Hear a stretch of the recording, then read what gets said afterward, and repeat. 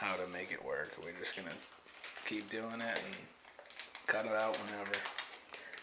I'm going to have to get used to hearing my voice again. Been a while. It's been a couple months. Busy. We kind of knew that was going to happen though. Summertime rolling around. We got our different stuff going. Officially got the business rolling.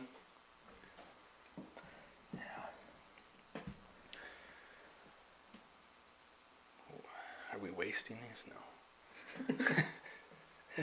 There's more. There's more where that came from. Well, everybody, welcome back. It's going, right? Yeah.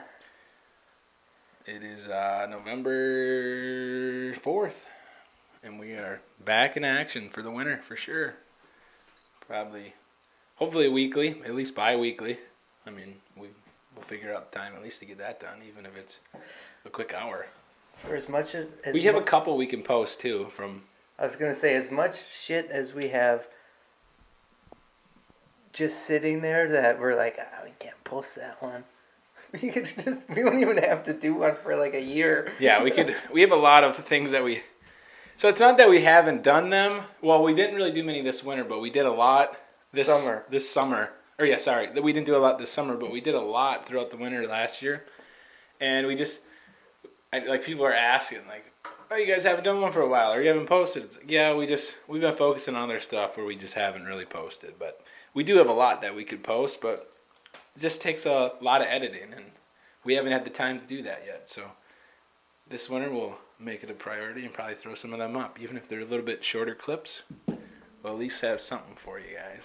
Remember the last one we recorded, we had just gotten back from Arizona. I don't know if we ever posted that or not. That was a long one too, I think, wasn't it? A lot of stuff going on. That was on like a Sunday. And we didn't even post it. Sorry, everybody. But that goes to show, like, we haven't done it since it's been the first week of April. Is it? Yeah. I think. First or second. Yeah, somewhere in the middle of April or beginning of April. And then right when we got back, I basically started all the concrete work, and I didn't really put any focus on doing this. Which, thanks for helping, because you did a lot of help this summer. Yeah. Had to take Big Kyle's spot. Kyle, now that you're wifed up. Yeah, well. And he was working on the farm. He, big farm guy. He got he was telling us that on one of the episodes, he got his own combine. I think that was on one of the episodes where his grandpa said they've never harvested the beans or the corn before. The whole time his grandpa's been farming, like his whole life. He's never had his own combine to harvest them. Kyle's the first one in the whole family. To buy one? 3 generations to actually harvest the crop themselves, because they would always cash crop it or whatever. They would just have somebody else come in and hire it out. Good for him. I haven't seen Big Kyle in a while. I seen him at Keegan's wedding. I haven't seen him either in a couple weeks. Like, even at the gym, like, we just gone different times or whatever. Now he's out hunting too, trying to get a big old buck. So now he's been going in the morning, so then we don't see him in the afternoon. Or he'll be there till 5:30 or something, then we'll get there and he's gone, or we'll get there at 3:30 and he don't come till whatever right after. Yeah, I didn't do a whole lot this summer. As far as, you've been hiking and shit a lot? Well, yeah, but I mean, like, to see people. Like, I haven't... Oh. Normally we have, like, a couple, like, big get-togethers. We didn't really have any. We didn't have any. We had a couple me and I had a lot of different weddings that we went to, but we didn't really have any, like, big get-togethers. Like, we didn't do the river trip and stuff this year.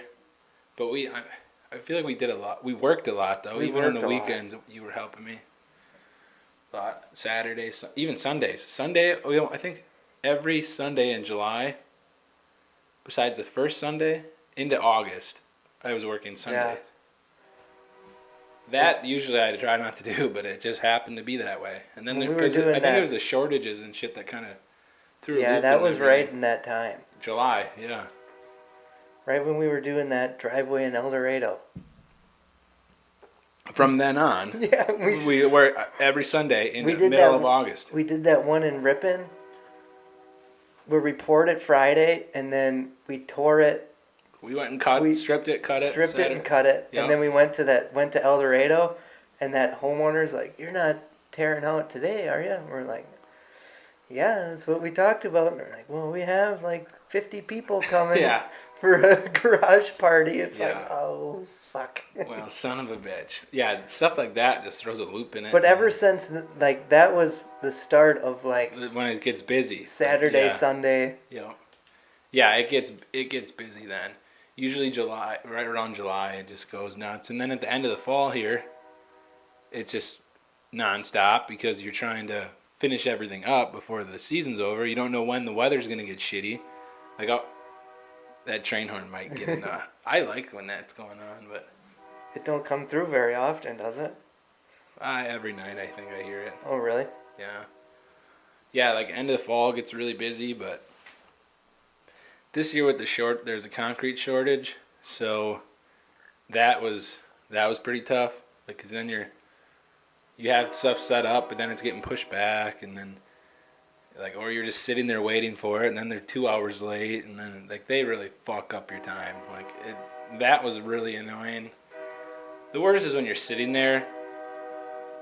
He's just letting her rip. It's weird, like it feels like it's really close, but it's not that close. 3 blocks. That's a ways. I mean, it's right out the window right here too. Yeah. Sometimes when they come through here, they'll just like keep on laying on it. And Anna's like, "Is somebody in the tracks?" I'm like, "No." Like, sometimes they just do that. Sometimes they just, but then sometimes they come through. Could you imagine though if it was, and all of a sudden you hear this big collision? Like, oh fuck, somebody was in the tracks. Not around here. Like, there hasn't been anybody really hit. No, nothing around here. But in Waukesha, when we lived there, the tracks were right outside the front door, like right out our window. I think like once a month somebody would get hit down there. Hit by a train? Yeah. Homeless people, like. Oh, like people laying in the tracks. People trying to save a dog. One guy trying to save his dog got fucking hit.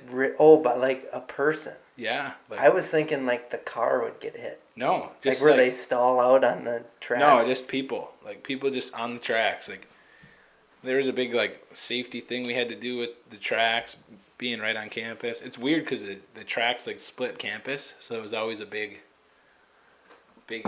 worry thing, safety issue. Yeah, could you imagine getting hit by a train? I imagine you wouldn't feel too much. Like, it would be gone.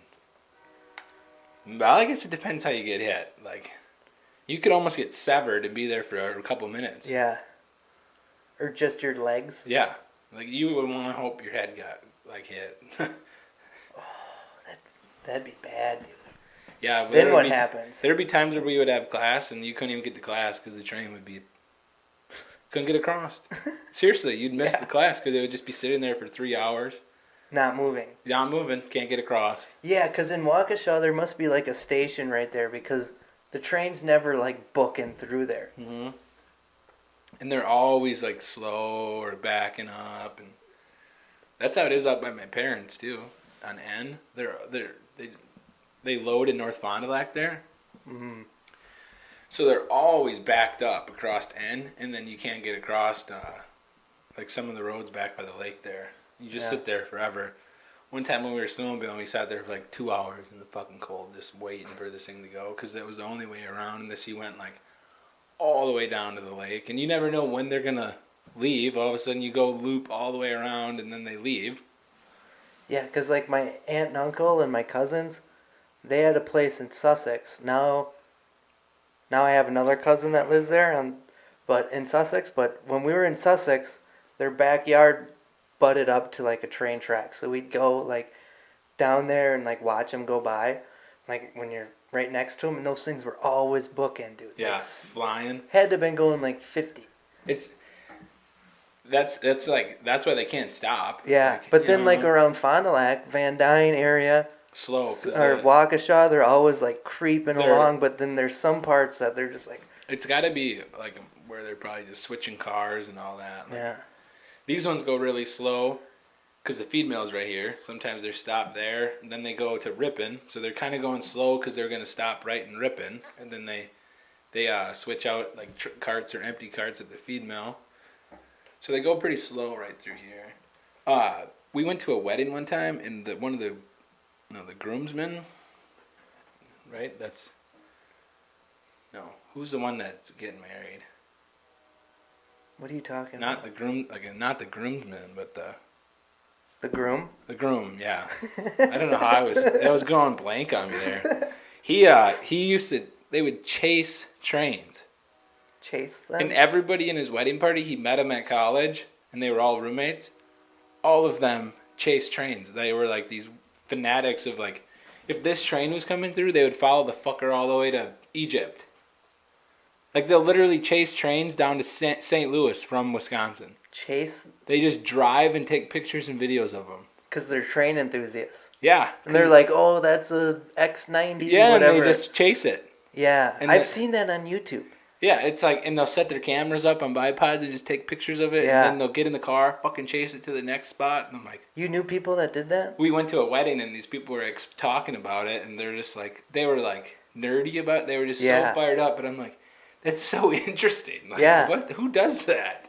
But it was really neat, because like, for the thing, they had like little model train cars and all that, and it's just like, if you understood it all more, I'm sure it would be like, yeah, that's this model, and you don't see that around here. Like, yeah, this is super rare. Like, did you grow up building the model train sets?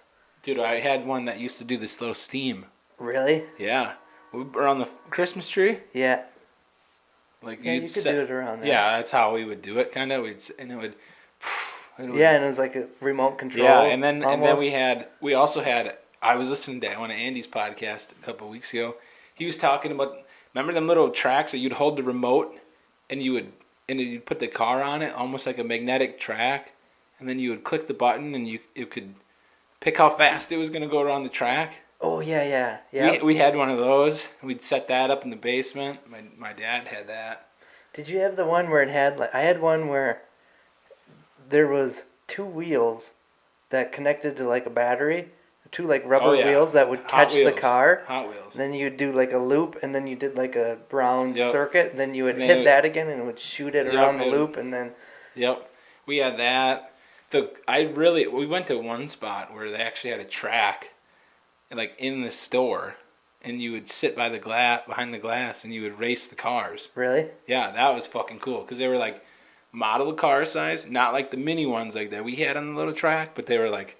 They were bigger, and they would race around the track, and then if they fell off, somebody would be in the middle and set them on the track. I can't remember where that was, but like that kind of stuff was so cool to me when I was younger. I loved that. Like, I would do that shit still today if they had that. I would go play with it. Did you ever build the model cars? Yeah, my dad loved that stuff. Yeah, I still have all mine. He does too. He just has he has them boxed up. Like, you know how he likes his cars now? Mm-hmm. Like, he has 1957 Chevy pick, and it's just still in the box. I have to remember that and ask him next time I'm at his house. Oh yeah, he's got a bunch of them. Like, I didn't even know he had. He just has them buried, hidden. Did you ever build them? No, okay. Like, so he had some of them that we could build, but some of them that I used to collect them too. No, not collect. You built them. Yeah, but both. We would do both. Did you do that? Like, go to the store and you get the box.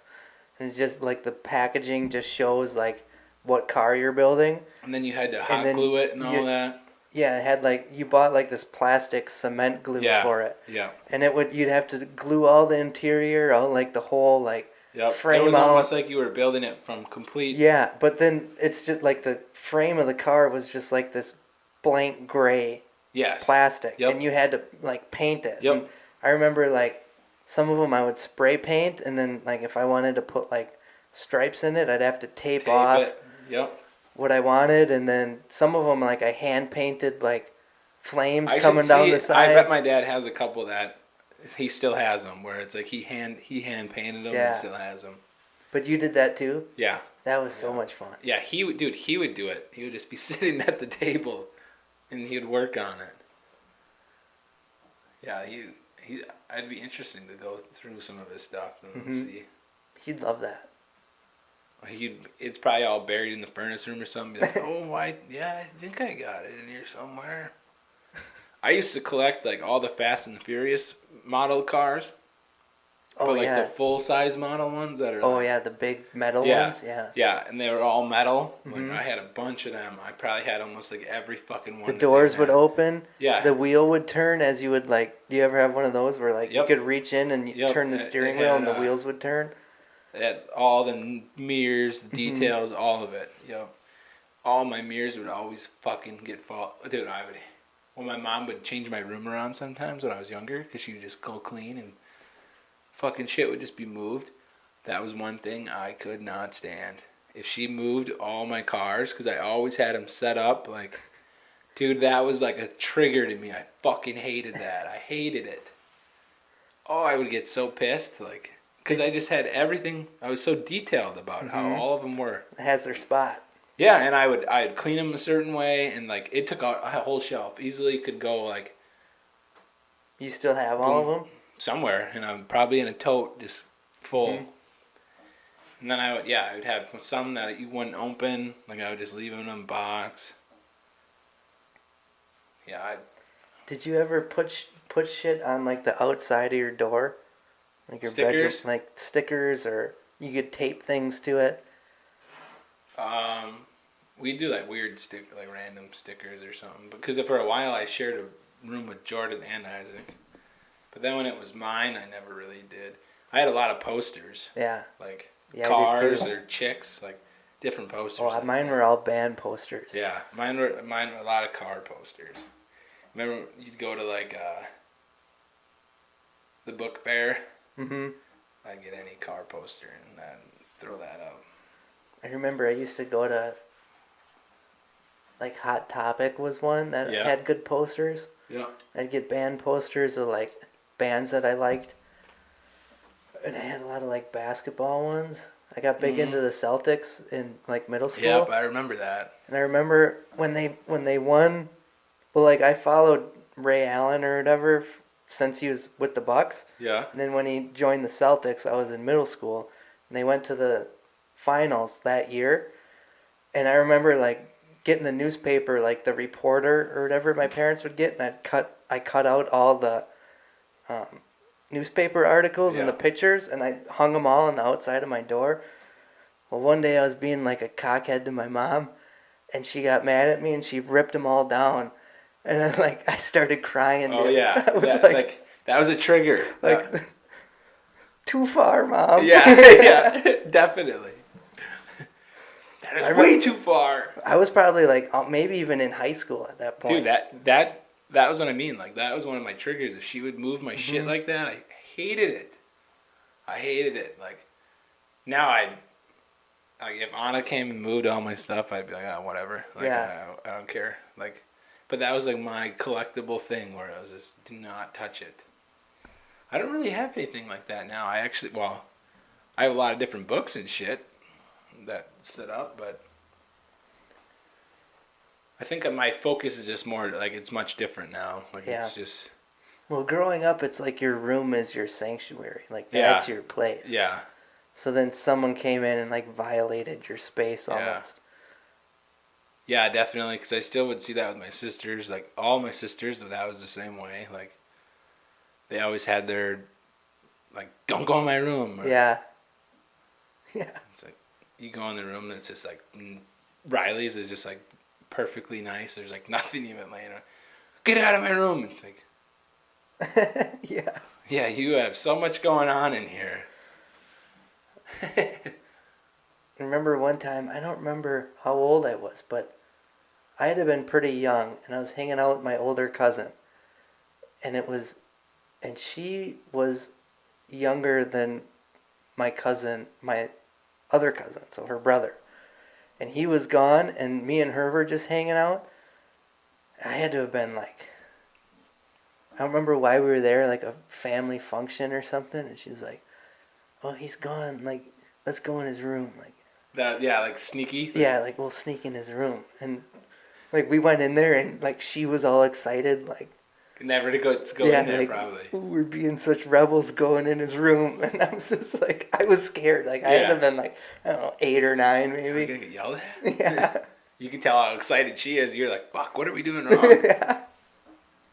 Dude, I used to hang out with my cousins all the time, going to my grandparents. Like, my parents would just drop us off for the night or whatever, Yeah. like, or weekend, and not even us, like just me. I would just go to my grandparents' house with like my cousin Nate and my cousin Sarah, and we would just watch Austin Powers or play Grand Theft Auto Vice City, or Yeah. like, and we'd sleep out in the living room and stuff, and like we would just get a kick out of Grandpa like talking in his sleep, or like he'd have to get up and go to the bathroom in the middle of the night, and then he'd be like, "Oh," you could just hear him, and he would always have these funny comments, like he knew we were listening, you know, and he would act like we weren't there, you know. Well, he probably had like that old man like trouble pissing or something, and all of a sudden he'd be like, he was only "Ugh," and then he'd just hear it in the background like, yeah, he was only like in his 60s, you know, like where it was so funny, dude. Like we would just be on the ground rolling, laughing, like, and then he would always be telling us like these funny stories. Like, I wish I could remember all of it because I was so young when he passed away or whatever. Where it's like I could not, like, I wish, because you know how like people like for the most part, like when my dad says things, or like I can only imagine like Grandpa was like his own little way, that kind of way too, though. Like, you know, Dad got those sayings or like facial expressions from Grandpa. Yeah, that similarity. Yeah, it's like I wish we could have like got to experience more of that. Like, I wish I could experience my Grandpa at this age. Yeah. Like if he was saying shit. That's one reason. Like I would like wish I would have a kid that was already like 10 years old right now, where like Dad's still around. Where like if this kid was all of a sudden 20, Dad would only be 65, and he would remember all that shit. Yeah.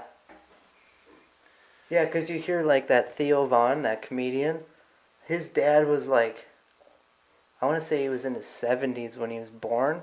So then he died when he was like 10 maybe. Yeah, so and then like Theo randomly will bring it up about like his dad, like how was like they leave so early in your life, and then yeah, like it's just like that fucks you up as a kid. Oh, definitely. Like,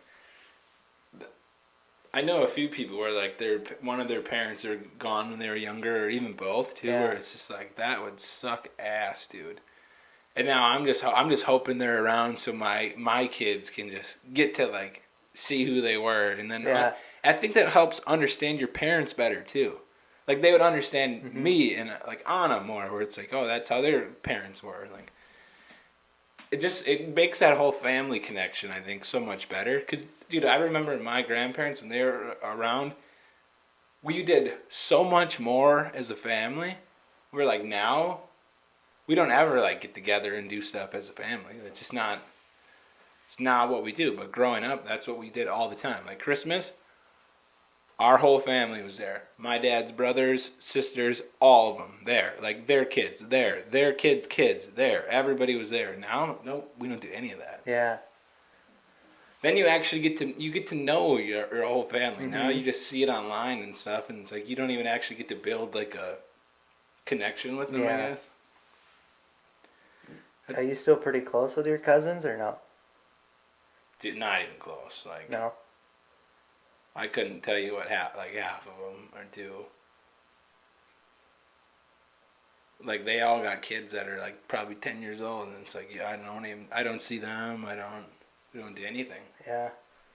Yeah, I had a couple cousins that lived up in Kakana area that I used to do stuff with all the time. Like even in middle school and early high school, I'd spend like a whole week where I'd go up there and just stay with them for the week during summer vacation. Yeah.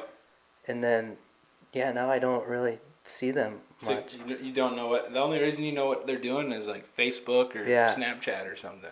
But then it's weird because like my one older cousin, he's 8 or 9 years older than me, so he's 34, 35. He must be 35.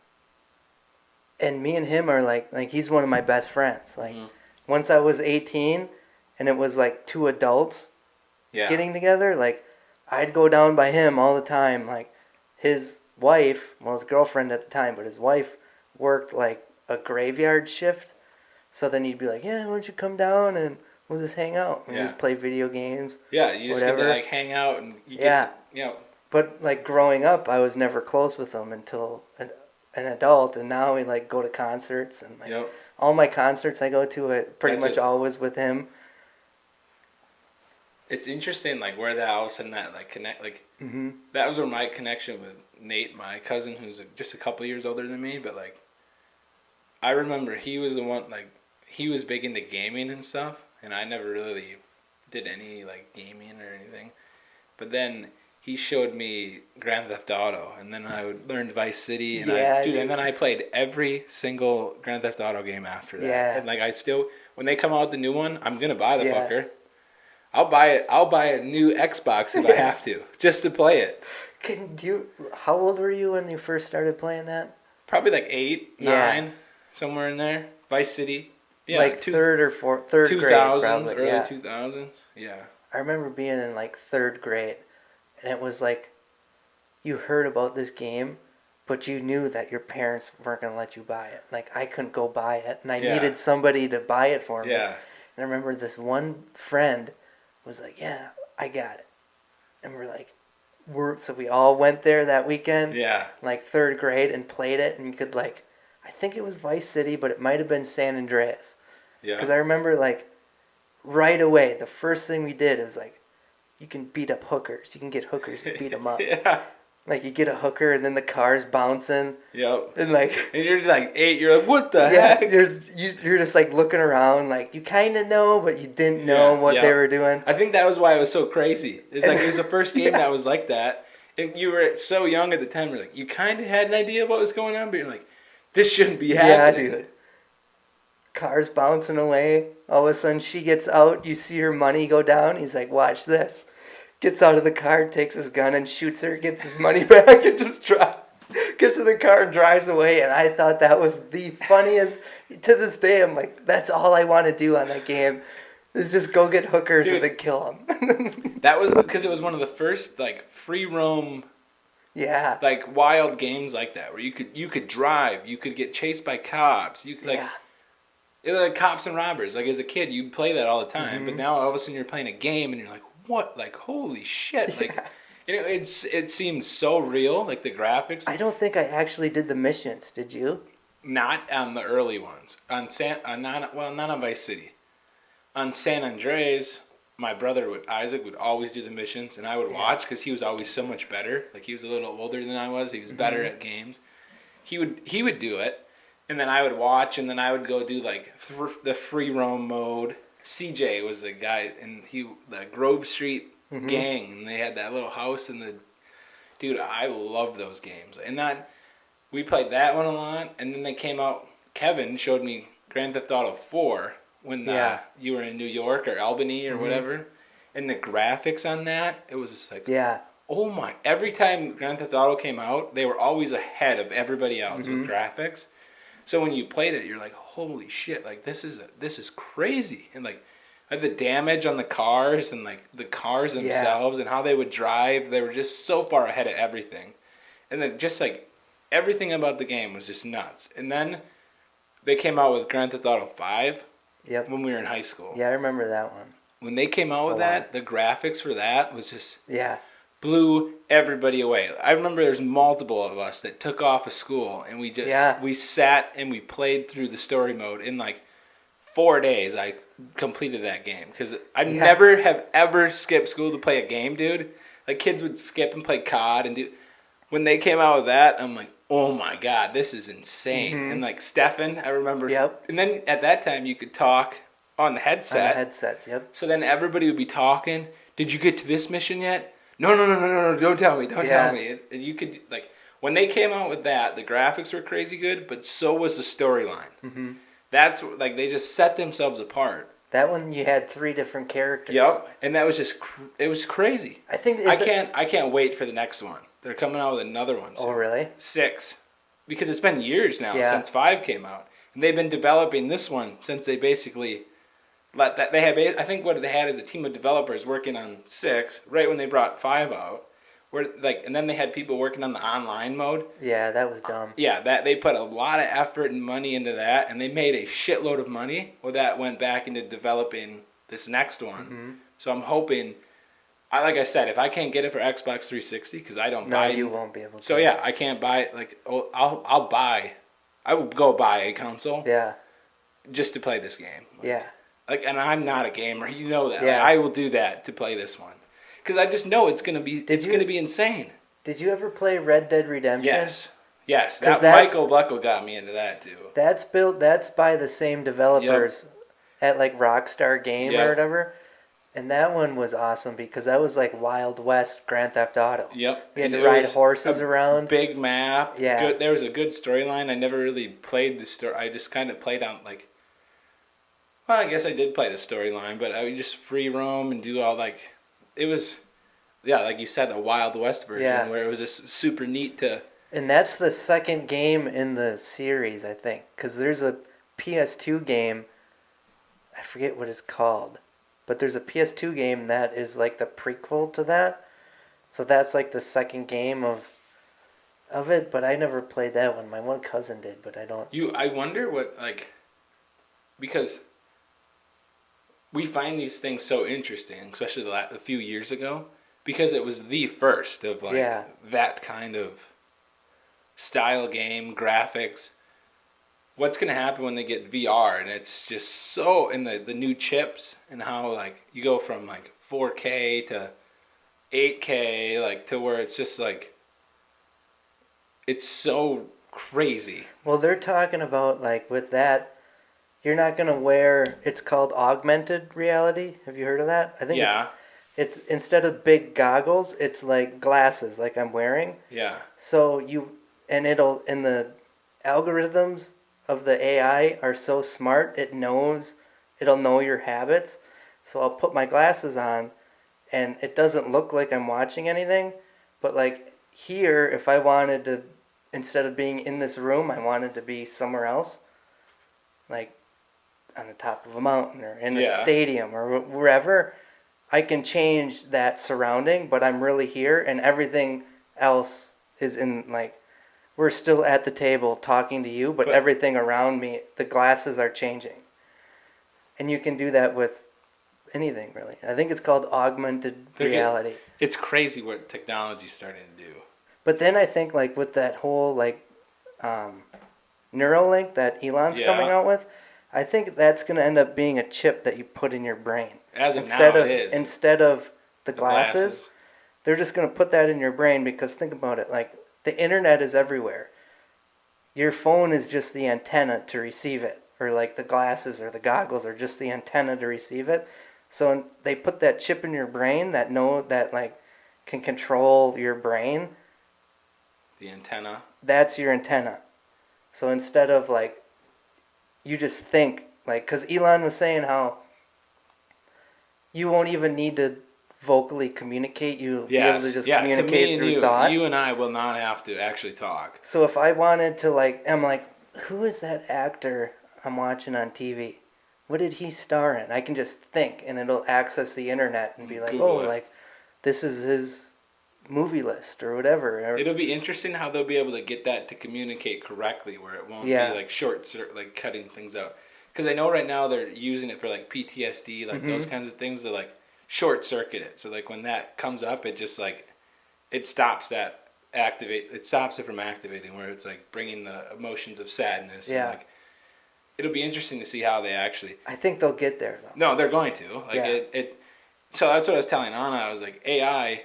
It's compound interest at its finest. Like that's why they're worried about how they're going to deal with it, is because it's like it takes in so much data, and the more data it gets, it's just like these companies when they started being able to use our data to figure out what you're going to buy. The more data they get, the more precise they can get. They can know exactly when you're going to want certain things by showing you 15 other things and know that as soon as you see it the 8th time, you're going to do it. Like, because the more data they get, the more precise they get, and like it just keeps tenfold. But the scary part is like, when is the computer gonna know that it's smarter than you are? That's it. That's what I was telling Anna. I said it compounds so fast. Eventually, like Elon said, it's a complete possibility if we don't control it. It gets to that point because it will get so much data. It will say, "Why do I need this idiot?" It'll know more about you than you know about yourself. People think that's absurd, but it's like, think about it. They're designing these things to analyze themselves to continue to get better than what they were 10 seconds ago, 2 seconds ago. They just keep getting better because that's how the algorithm is. Eventually, it's going to say, why am I letting this idiot do this? Or why they're slowing this down? They're stopping this. They're doing this. It's like, the computer will get so good it can create its own shit. Like, but then when is the computer going to start using us for its own benefit? Yeah, that's like a malevolent way. Yeah, yep. I think it's complete reality that it could do that. If they know you better than you know yourself, they know. They know like what you're going to think, why you're going to think. But they would also understand like the evils that all humans are capable of, and if they if it figures out that it can use that as its advantage against you, it's pattern recognition. It sees it, and eventually it's going to try to correct it. And then how it corrects it, that's what we're leaving up to, I guess, how we control what it's going to do. Like, if we don't stop the algorithm from doing that, it will do that. Like, it's completely possible. It doesn't matter how fucking far-fetched that sounds to people. It's completely possible. Like, that's the point of the algorithm. It's far-fetched thinking of it as, like, it's scheming against you. Yeah. It's not scheming against you. It's just using data against you. It's data, and that's why I tried to put it into that perspective. It's like, think of when email marketing was a thing. And then everybody got phones. And then you search there's a reason when you search things, you go on you go on Instagram, and the next 10 ads are the thing you just searched or the thing you just talked about. Like, they know you're talking about purchasing this thing or you're interested in this thing, and then all of a sudden you don't buy it the first time, but after you've talked about it, and then 10 times later of seeing it, and then you keep thinking about, I could use this. You end up purchasing it, even if it's a year down the road. Like, they already were targeting you, hitting you with that stuff. They win. Like, it's just data. The more data they get, the better they get. They know when to show you shit. There's a reason they start showing Black Friday ads at certain times. But think about it. Like, if you're a billionaire that's controlling this website, it's all for money. So you're teaching this computer how to gather money from other people. To be the most profitable. To be the most profitable. Well, when the computer looks at the billionaire that's controlling it and being like, I'm driven to like gather basically data for money from people, when is it going to just turn on the billionaire? Well, and then all of a sudden we have no control. All it takes is a little That's how we lose control, dude. All it takes is a little bit of coding or hacking from somebody to do that, and that's exactly what But you're already like the whole algorithms, like the Facebook algorithms and Instagram and Google, like all of that is for ads to advertise. Yeah. To like pull a profit off of people. But it collects so much data where it's not just collecting, I want to buy this. Right. It's collecting everything you say. But the whole purpose is for money. Yeah. So when does it look at the billionaire that's controlling it, being like, I'm using the same thing against you? You know what I mean? Like, then you lose control. No, there's going to be a time where we lose control of it. There absolutely will be. It's just, my question is going to be where and how it switches. Yeah. How it all of a sudden is like, fuck you guys. Yeah, but we might not even know. Yeah, that's the thing. That's what's wild. You would never know. All of a sudden you'd just be it'd be like how we are right now, where it's like, how did we get to this point politically, economically? Like, oh, it's this person's fault. It's this person's fault. Well, maybe it's the fucking cell phone you have in your pocket that's turning everybody against each other, and you'd never know. Yeah, and people don't want to understand that right now. I don't think it is right now, but it would be similar to that. I think politically right now, that's what it's. They're trying to do division. Yeah, but they're purposely dividing right now. Is that from a person or a group of people? It's from people right now. Purposefully doing it? Or do you think that's just the way the algorithms are set up and it's just a natural occurrence from it? Maybe this is the beginning of what we're talking about. Like, it's already started where, like, it's like the algorithms are smarter than we are, and that's what's bringing you back to the app, is this divisive material? Right now, I think it's people purposely dividing through algorithms, because now look at Elon taking on Twitter. Yeah. Did you see how, like, every time... So now he is using the misleading, false information when people start posting stuff.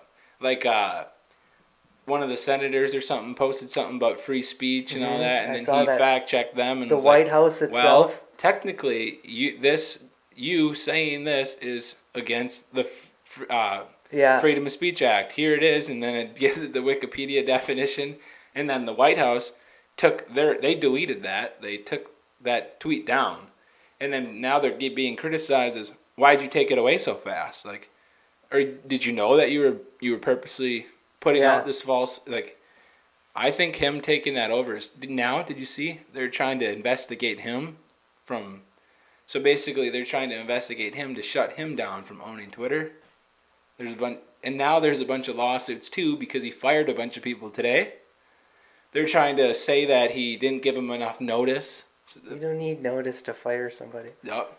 And he gave him, whether you do or don't, he gave him multiple warnings of, hey, come Friday, like, we're doing 50% of you are canned. Did you see the tweet to AOC? Yes. That is hilarious. Dude, I love that he is trolling the shit out of people. Like, I don't care if you're left or right politically. Like, that is hilarious. Like, that dude's a fucking comedian. Yes. Like, yes. Like, we appreciate your input. Now pay $8. He used to just be so smart, and, like, people didn't understand him. But, like, I think he's just becoming more comfortable in his skin, too. Yeah. Where he is trolling the shit out of people. And it's... But he also understands, like, free economy. Like, he wants free speech. He understands, like, that's how these good innovations, like success, occurs, and people are trying to stop that, and he doesn't want that. Like, he wants people to be free, like, have the choice to do what they want, like, be who they want to be. Yeah, which is he funny. Doesn't want laws instilling all this stuff. Like, right. You have to be transgender. You when you're 6 years old, you got to change your, like. He doesn't want these, like. That doesn't make any sense. Right. If you listen to, like, Peterson or anybody, like, why are we letting 6-year-old kids change their gender and give them testosterone when they're 6? We're letting them become. Here's a dumb example, I guess. We're gonna let a 6-year-old determine this, but yet you got to be 21 now to have nicotine. Yeah. And you can be 18 and serve in the military, but you can't drink. Like, we're getting on all these social issues that, like, we're actually just fucking this country up economically, like, the long term, for all of us to have success or choose the job that you want to choose or choose where you want to live, because all we care about is if you can be trans, gay, you got to use he, she, him, her, like, it. Like, why do we give a fuck about all this little social stupid shit when if we keep worrying about this, we're not going to have a choice of where we want to live, what we want to do. Like, somebody else will just be doing all that for you. Yeah. I remember in history class, if it was I wish I would have paid more attention in school, but I remember them talking about, was it the Ottoman Empire, or it was some empire, and what brought the empire down, and don't quote me, it might not have been the Ottoman, I'm just using that as an example. Yeah. There's some empire They got brought down, and we learned that what brought it down was fighting over gender equality issues. Like that's what brought the whole empire down. So that's why I'm wondering, like, social issues. and I should look it up, but which one it was. But I wonder if like that's something that's implanted from another country to like cause division, because right now we have been the biggest economical and dude, they're targeting us for sure. Like our military has been up there, but is there another country that's like seeing us as a threat? Yeah. And being like, well, we can't. Our military, we can't go in and just bomb them. We can't go in and like. We should. So what we have to do is we have to start crumbling them from within. Mm-hmm. So the biggest, not trying to go all conspiracy theory and all that either. Like I'm just trying to understand it, just like you are too. Like the biggest countries right now that are like looking at us as a threat are Russia and China. China, obviously, because we owe trillions of dollars to China through debt. Like we've used them for all of our outsourcing for everything.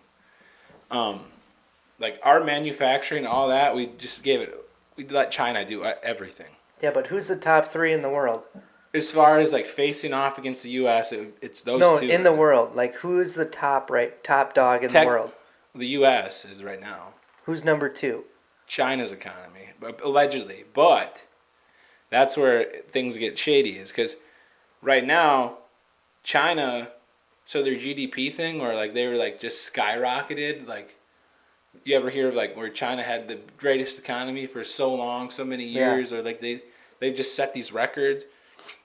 So one, they did it in a way of like all of our manufacturing went to them, but they are facing a lot of issues right now in their own country. So, like their real estate markets right now, it's crashed, like worse than what we had in 2008.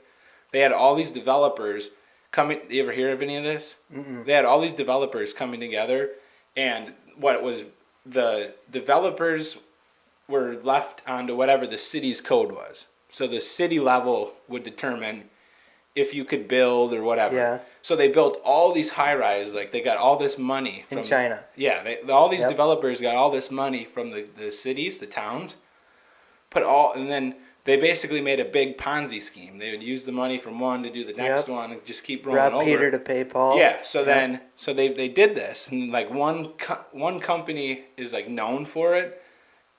I can't remember the name, but there's like a shitload of companies that copied the same thing that they were doing. So now, all of a sudden they realized all these homeowners were giving money to these companies to build, and then they would do the contract out for the next build or whatever. They'd take the money, do the next one. But then they were never putting these people into homes. So now they have all these high-rise buildings that are just like not fully finished, and they've just been blowing them up. They've just been demoing them all. And now all these companies are being like, they're basically like, oh yeah, we can't build. We're just they're like, I don't know if they're saying bankruptcy or whatever, but they're done. They're not doing anything. So now all these homeowners are paying mortgages that they don't even have a house that they're in. They have nothing to back it. So now all of them are going to the banks trying to get their money back from the banks, and then the banks are collapsing because now they don't have this money to give to these people, and all these mortgages are going to default because there's not even buildings for these people to actually get into. So their economy's... It's crumbled. It's fucking awful right now. So, okay, so that's where I got to put my tinfoil hat on, because that ties into what I'm thinking. That's what I'm saying. So now what are they going to do? They're going to try to divide us and crush us, because they're crushed, dude. Yeah. They are crushed. And now that's why we're going to war. And also, like, we owe them so much money. Yep, that's why we're going to war. And they know we're not... They know that they're reliant on us as of now, and we'll never be able to pay them back. But then when you look at, like, psychologically, how, like, this is where I got to put my tinfoil hat on. Yeah. No, go ahead, because I think this is a big economic issue where, like, people are like, people think, oh, we're doing this whole thing in Ukraine to back Ukraine and all that. It's not for that. It's this whole, it goes back to like 2016, 2014, a little earlier with like the whole NATO and shit. Ukraine was going to join NATO. They made a deal with Russia. They wouldn't join NATO. And now the Bidens, which we've now found, like, it's happened. Like, tied in with China. Yes. Yep. It's proven fact. Like, we can't, people are going to say, oh, you're just Trump supporting. I don't give a fuck about what Trump does, what MAGA, I don't care about any of that shit. This is what's happened. Like, this is true fact. Like, it's look it up. Don't go on CNN, CNBC. It's fact. Like, it's happened. You might have to do some digging, but it's happening. So they're tied in with both Ukraine and Biden's son with China, who's sent money back from China business deals to Biden, like through messages. The FBI and all that have found it. Whether the FBI, that's another. Are they going to cover it? Are they going to actually come out and say this is what happened? Are they going to wait until Biden's out of office to do it? Because then they're not going to be held accountable and get let go or whatever. Because our whole country, it's corrupt as fuck. Whether people want to believe that or not, just look at all the things coming out. Yeah. Like, there's a reason everybody's pointing the finger at somebody else. It's because it's corrupt as fuck. Yeah. Like, both sides, all of it. Like, it's been like this. But do you think that's driven from China? No, I think what happened was now everybody's bigger than what they can handle. But I think China's in there. Look at what they're doing with TikTok, dude. Yes, so that's another thing too. Like, all of these countries now are trying to do something on each other because they know that we're not going to pay our debt back. Yeah, but it makes so much sense because you look at it psychologically, and like you learn. Well, I've learned from Jordan Peterson that we all have the spirit of like Cain in us biblically. Goes out, kills his own brother over malevolence, deceit, arrogance. Like, kills his own brother, but that's also his idol. Like, that's on this earth who he's looking up to be like. So like, as that's like underdog, you're always looking for that power over somebody, and that's where like malevolence, deceit, and arrogance comes in. Now you have to view it at a global scale. But if all of us, every human has that in us, like built into our DNA, you look at somebody like China, the guys that are running China, whoever the fuck that is, I don't know. Yeah. If they have that built into them. They do. Think of it. They're looking at us as number one. How do you do it? We can't just drop nukes on them. We can't go to war against them. We have to crumble them from within. And exactly goes back to the data point of like, that's what TikTok does. TikTok has access to all of your apps, all of your messages, everything. Yeah. They get that from millions of Americans, and the more data you get, the more precise you can get, the more easily you can target things. Their algorithms are all like, if you watch a anti-Trump video, they're gonna show you more. If you watch a Biden screwing up, being like, ha ha ha, divide. Look at this guy. Divide and conquer. And all of a sudden we're divided. We're not looking at the racial thing. Doesn't matter. You already divided somewhere else. Yeah, there's so many divisions that they're gonna play on. Yep. That all of a sudden we're not just the human race anymore. Let's get along. Yep. Your brother against. It's like biblically. It comes down to like how they talk about like it'll be brother against brother. And like families are gonna divide. There's gonna be rumors of. There's gonna be rumors of war. Like. That's what you're at right now. But you're starting to see some. That's why it'll be so interesting to just see how this whole election plays out, because you're starting to see people since 2016 now where they're seeing shit for what it is. They're like, okay, that's exactly what's going on. They're dividing us, like left, right, doesn't fucking matter. They're like, everybody's playing on these certain cards to split everybody up. Whether more countries are doing it, like, I totally believe that's what's at play. Like, if you look at a small scale, when you're doing well, whether at work or in a group of people, there's always somebody that will have something to say about how you got there. Oh, you got lucky, or oh, I wish I did that, or what's the saying? Must be nice. Must be nice. Like, there's always somebody that Yeah. will do that. Well, then they'll tell somebody else, and they'll kind of get that person on that side of things. Like, Well, yeah, there's that's always the malevolence coming out. exactly, but that's what I wishing mean. ill will on people. Look at it. Look at it at a small scale. That's Being deceitful. That's what I'm trying to say to people that's listening. Is like, you see that stuff every day. Just look for it a little bit now. What do you think's gonna What do you think's gonna happen at a state scale? What do you think's gonna happen at a global scale? Like, these people are all fighting for power. That's all it comes down to.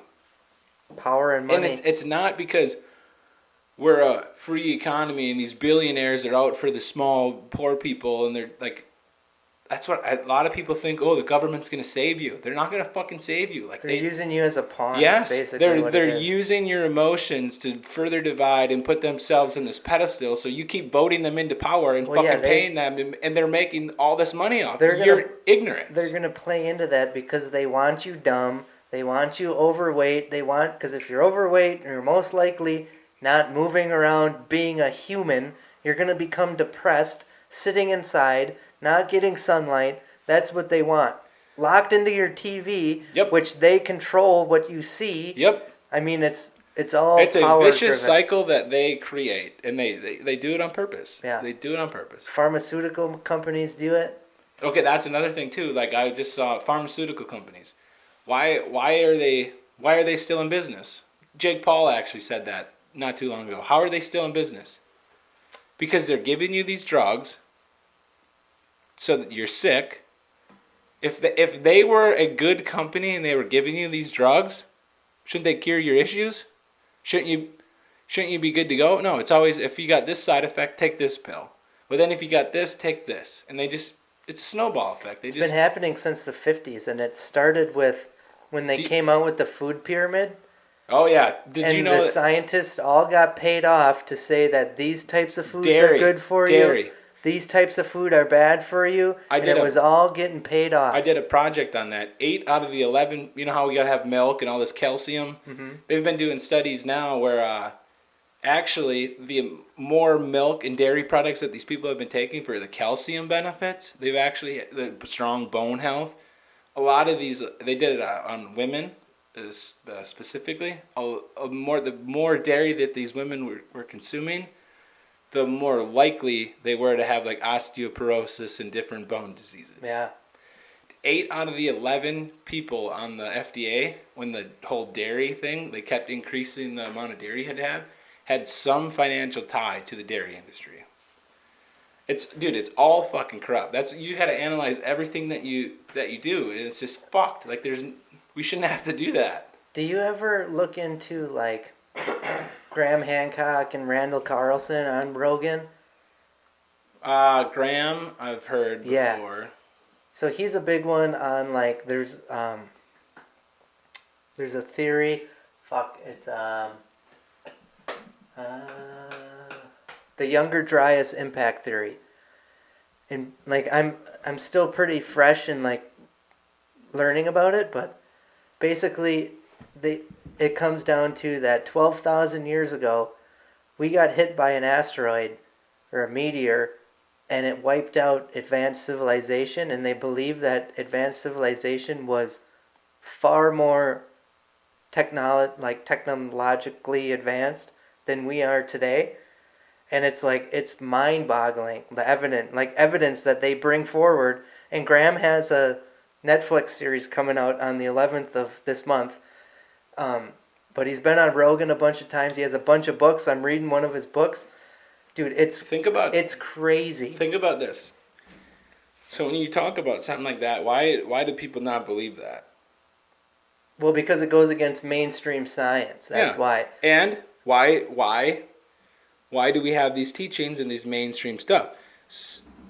Financial benefit. Yeah. Somebody, somewhere, profits from putting this ideas or reasons, rationales into your head. Like, that's if you can't understand that, then I think like you just everybody's a conspiracy theorist from that standpoint. Like, people are saying, "Oh yeah, bullshit." Like I think so many people just give the benefit of the doubt to these people in charge of everything and think that there at their best interest. I feel like, I don't know, dude. Sometimes I feel like it's like the world gets too evil and God just wipes it out. Like, look at Noah and the ark. Like, the world got so, like, evil, so against, like, the biblical teachings, the morality that the Bible teaches, that then he just wipes them out. So, like, what if that happened 12,000 years ago? We wouldn't know. Like, I mean, right now, we're so evil as a society. There's no morals behind anything we do anymore. I mean, you can go on and on about that. Yeah. But if you look at it, like, where are we headed? Like, there's no, if we're leaving behind all our morals, and like biblically, if that is true, there's no way that there's a God that's gonna just watch this happen. Like, what if it was like, well, he flooded it. Well, then it went wrong again. So then he hit it with a meteor. I mean, if that happened right now, in 500 years, nobody would know we were here. Mm-hmm. What would be left? You start over. And I mean, I was watching some stuff on that. Like, what if there was a natural disaster? Like, if we had a nuclear war, everything would be gone. Yeah. But even if, like, there was a natural disaster, like, look at all the fires that are happening, earthquakes, hurricanes every year wiping out. Like, what if there was something that happened? And then we get hit by a meteor. That happened, and then you still have natural weather and all that, hurricanes wiping stuff out, like ice age, that shit happens. Like, very few people would survive, and it would go back to tribal. Yeah. You're tribal, medieval type stuff. I think so many people don't comprehend. You'd be starting over People again. don't comprehend that. One, just because they've had it so dicked for their whole life, and then they don't even think they don't even know history at all, where, like, that was a thing. Like, it's just funny when you watch clips and people are like, well, do you know how many states are in the U.S.? Like, just stupid shit like that. Like, if you don't even understand that, you're going to tell me that you understand that there were Indians and pilgrims and, like, the whole story. Even look at that. There we go. The story of the pilgrims and the Indians. It wasn't this whole nice here, have this land and all that bullshit. Like, that's what we're taught here in the U.S. That didn't fucking happen. Like, it did not play out like that. But you know what's crazy? So I've been listening to this book. It's called Empire of the Summer Moon. It's about the Comanches down in Texas, and there was I'm really early in the book, but there's this woman, because the Indians, a lot of them raped, pillaged. I mean, it was like guerrilla warfare. Yeah. Like, it was pretty evil, like what they were doing. But I think that's, like, built into our DNA, because there was a white European woman that got kidnapped into this tribe, and she lived with the Indians after that. Like, the chief had, like, a kid with her, and the whites came back to get her, like, years and years later, took her back, and she didn't want to leave. Like, there's something, like, traditionally built in our DNA about the way that was, which is crazy to think about. And it's crazy to think about that was only a few hundred years ago. Yeah, it wasn't that long ago. But then you look at like the Great Pyramids, that we have no idea how they were built. Yeah. And that they say was 6,000 years ago. So 6,000 years ago. Still to this day, they're finding stuff like, oh, this society was here 10,000 years ago, and, like, Göbekli Tepe was 9,000 years ago. Yeah, there was just some recent one 9,000 to 12,000 that was found that was even early, where they're just like. So then we think this is just science and it's set in stone, but then they find all this new stuff out, and it's like, we have no fucking idea of, like, what was going on. We have no idea. We have little bits of knowledge, and we assume that we know all of this stuff. Mm-hmm. We don't know shit. the Amazon rainforest, all the trees in They there. just recently were finding that with sonar. I think it was sonar but technology. the actual trees are not indigenous to that area. Those are agriculturally, like the civilization used a lot of those trees and forestry as agriculture, and something wiped out. Like they're finding with those sonar. Yeah, because they're finding They're seeing those civilizations, but they've learned that those civilizations used all of that foliage, those plants, as agriculture, and something took them out, and then all of a sudden they're gone, and that's overgrown, and that's the rainforest. Like those aren't indigenous to that area. Dude, I love looking into that kind of stuff. Yeah. It's just because we have no idea. So you're curious about it. You're trying to learn what the latest stuff is. Like, I don't get how that's not interesting to some people. I don't know. Because it's like that's how we're here. Because I think people are so. They think we're just here. They think. Yeah, but in order to do that, you have to be a reader. Like you're reading articles or you're reading books. Because otherwise you're just told what they tell you and what you think. But people are so... What do most people do when they get home from work? Go take a shower and then sit and watch TV. Watch your next The Office or something Friends or something entertaining. Go back to work your 9 to 5, come home, and then just be sucked into a TV or now a phone. Like we're meant to be curious about those kinds of things. I don't think we're truly living up to our potential. Like you look at the David Goggins, the Courtney Dauwalters, Cam Hanes runs a marathon a day. Even Bob, where he's just like Bob.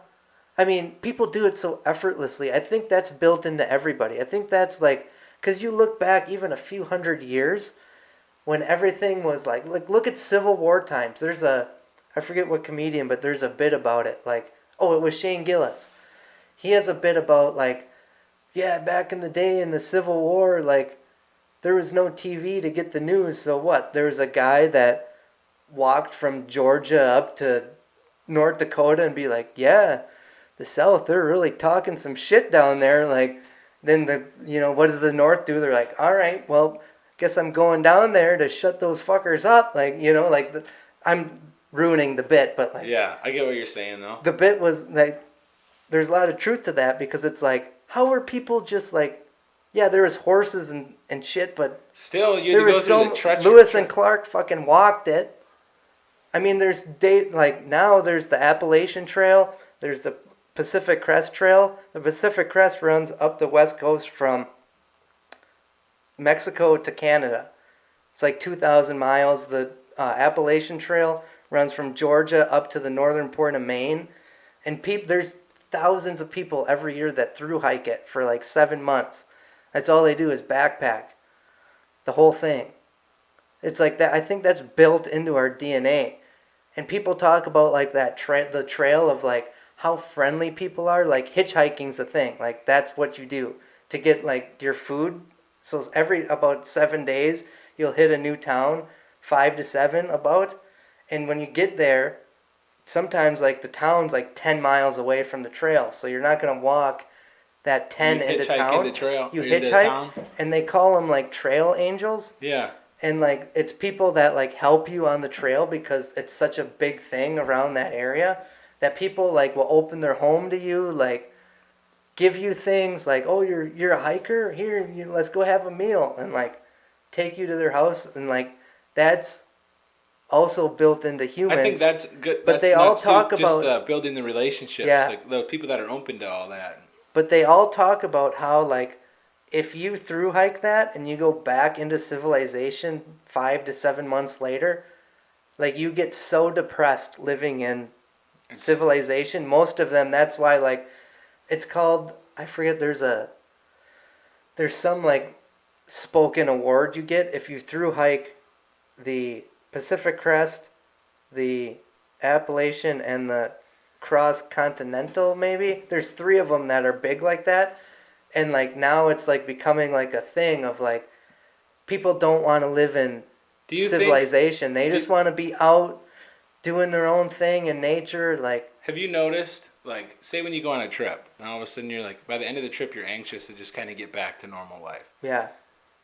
I think if you can get past that hump of like the anxiousness of coming back and you had to say you're gone for longer, I think that's why people like when they go and they like tour across country or like they go to Europe and they're not around all like or like they're in like third world country type stuff where they're not just on their phone or social media all the time or like once you get past that hump of like the loneliness, the anxiousness where like you do get into that primitive state where all of a sudden you start to enjoy like the little things of like when you're on that hike or you're like yeah, but I think also what it is from such a young age we're getting all of our dopamine fix. yeah, that's what I'm trying to get at is like especially with technology now with phones. Like I was just listening to the HMF where Bob's talking about the phone.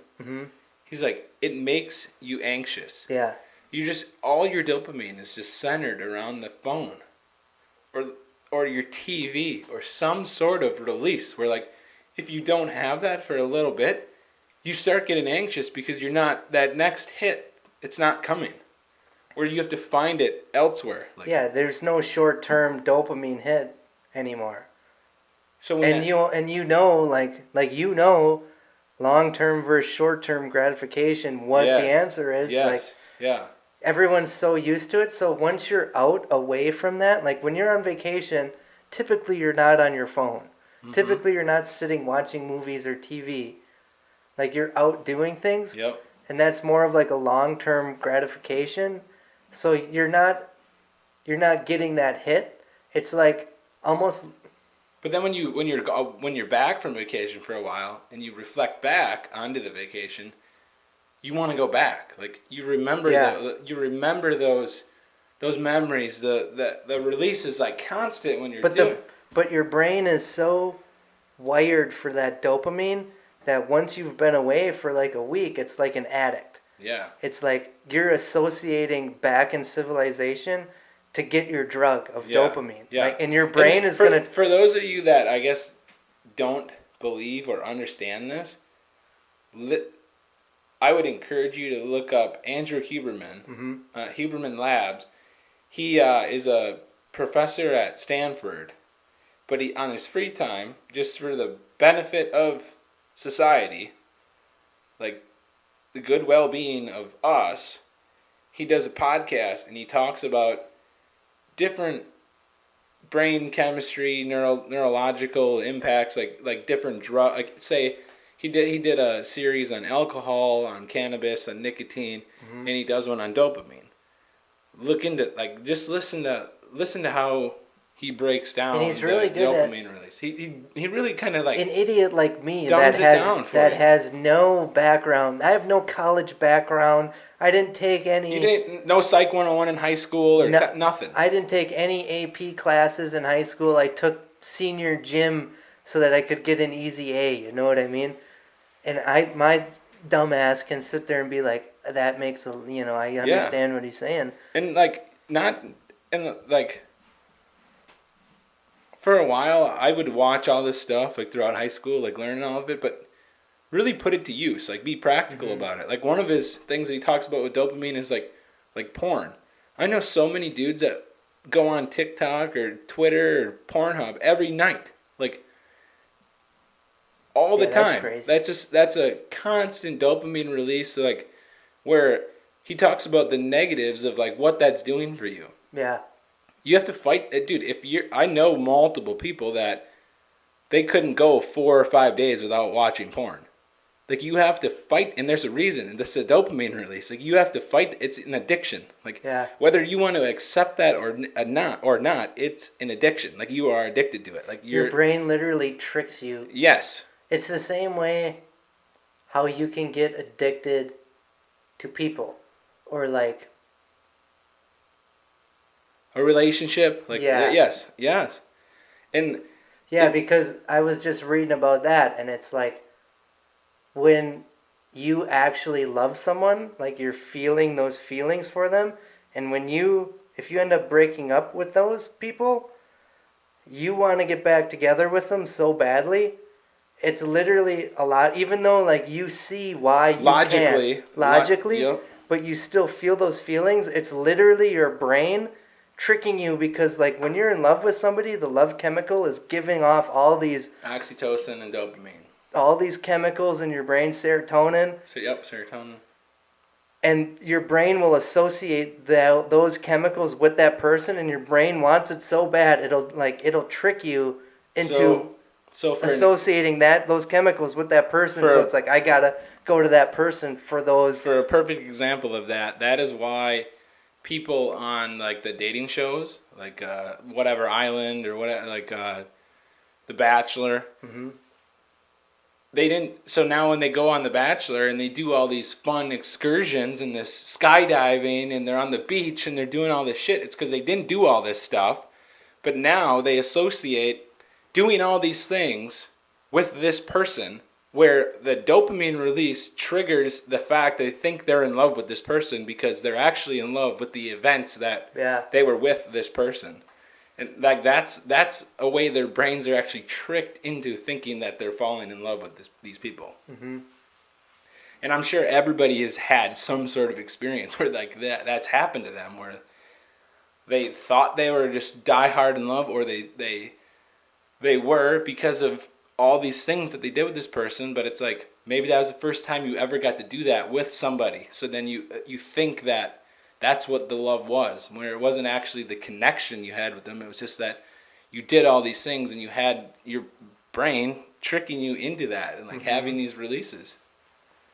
Yeah, definitely look up Andrew Huberman. Just like he's got so many different podcasts out there and about all different things. Like you'll find some interest somewhere, whether it's like you're struggling with something, or you wonder why you drink all the time, or you have so much fun drinking all the time, or you want to just you smoke and you sit and do this, or you like there's just so many different things. Like the one I like, his nicotine one, I thought that was super interesting. Like they've all been there's a lot of benefits of it. There's obviously negatives to it, how you ingest it. Like most people would be like, oh, bad, but your brain actually has nicotine receptors in it. There's nicotine in tomatoes, potatoes, like trace amounts, like you're microdosing yourself with nicotine. It's the way you're ingesting nicotine. It helps with preventing Alzheimer's. Yeah. Smoking it is the worst way to do it. If anybody else is thinking they should pick up smoking, we're not suggesting to pick up smoking. No. I forget what else I wanted to say, but no, I forgot. But I got to piss. We can pause it. Is it still going? Yeah. Okay. I've been watching it. I'll get another mixer. I completely forgot where we left off. Anna came home with dinner, so we stopped recording. We sat down there for a while, and it's been about at least an hour. So we're gonna end it here. We got a good hour 20 or so of content for you guys. We thank you for hanging in there with us and sticking it out this summer till we bring you back some more content. So keep your eyes peeled, ears open. We should have a lot more content coming for you guys soon. And we're excited to get back into this, and we hope you guys stick along with us. I see we've been gaining our followers real slowly. We're at least over our 1,000 mark.